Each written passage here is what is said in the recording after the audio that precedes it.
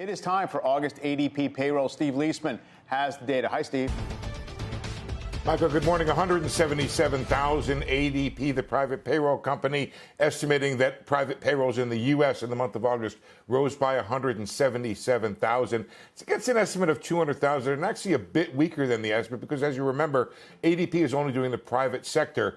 There's an estimate that government jobs on Friday will show a stronger number here. So this is the lowest number since March 2023, with goods doing 23,000, services 154,000. There's that non-farm payroll estimate of 170,000, which is government and private sector. As for the size of the business, small business coming down a bit. It had been quite strong at 18,000, medium business at 79,000, and large businesses reversing a decline over the past several months, now up 83,000. So the job growth was spread across business size. And then several sectors chiming in here. Education, health services, a tricky time for measuring this with back to school and not back to school and coming back in August. 52,000, trade, transportation, utilities up 45,000. Leisure and hospitality, which had been doing in the triple digits, essentially there, over 100 very often, now just up 30,000. So maybe they've reached some kind of equilibrium in the post-pandemic world there. Services up, business services up 15,000 and manufacturing 12,000. But the big news here could be, for at least for the Federal Reserve and the markets, the change in jobs, wages, job stayers up 5.9%. That is the slowest pace of growth since October 2021. And job changers up 9.5%. That is always higher, and that's the slowest since 2021. And, Mike, that goes along with some of the softer employment data we've had from JOLTS and other places in the past several days. So definitely some cooling in the job market. But, hey, 177,000 in a normal pre-pandemic months, a pretty good month. Yeah, that has absolutely been the theme. Moderating tightness, but not too worrisome just yet. Steve, stay with us. Let's bring in Neela Richardson, chief economist at ADP. Neela, great to have you.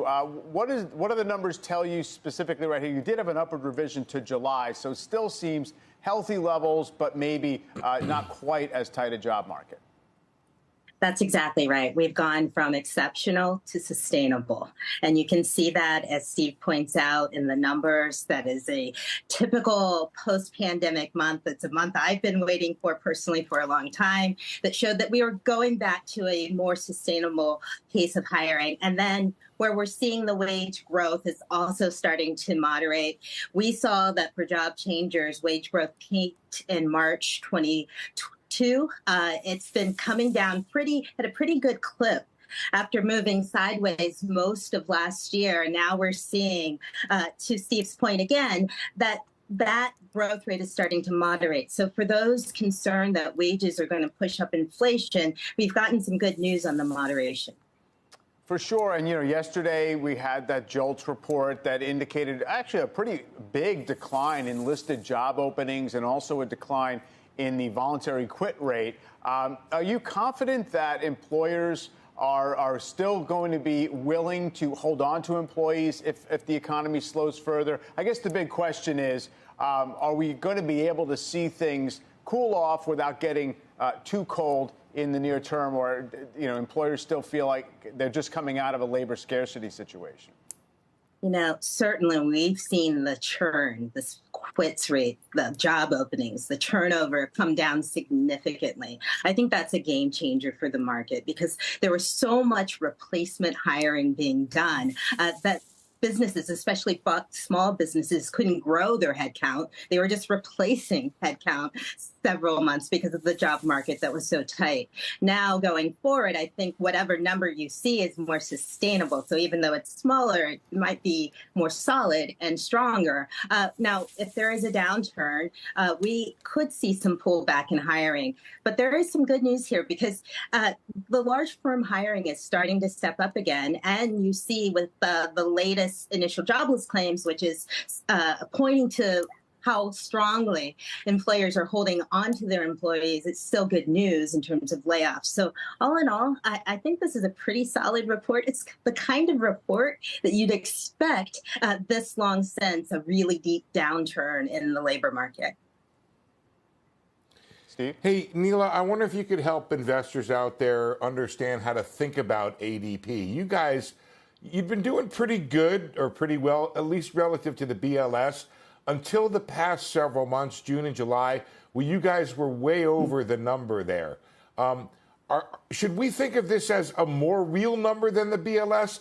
How should I think about this in terms of predicting actual or portraying actual job growth in the country?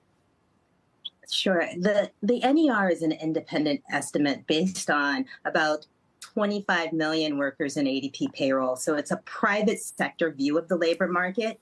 It's not meant to forecast the BLS numbers on Friday. And that's a departure from the history of the NER, which was a forecast measure. But we retooled this measure in August of last year. So this is a 1-year anniversary for the new methodology. So I should highlight that. And it was based on the observation that was well documented in academic research that ADP had the scale in terms of the granularity and the size of the data to produce its own estimate of the private sector. So to your question, these two indicators should move in trend, but they will vary for any particular month. I think what you'll see in both estimates is a slowdown in the monthly pace of employment because of where we are post-recovery in the pandemic.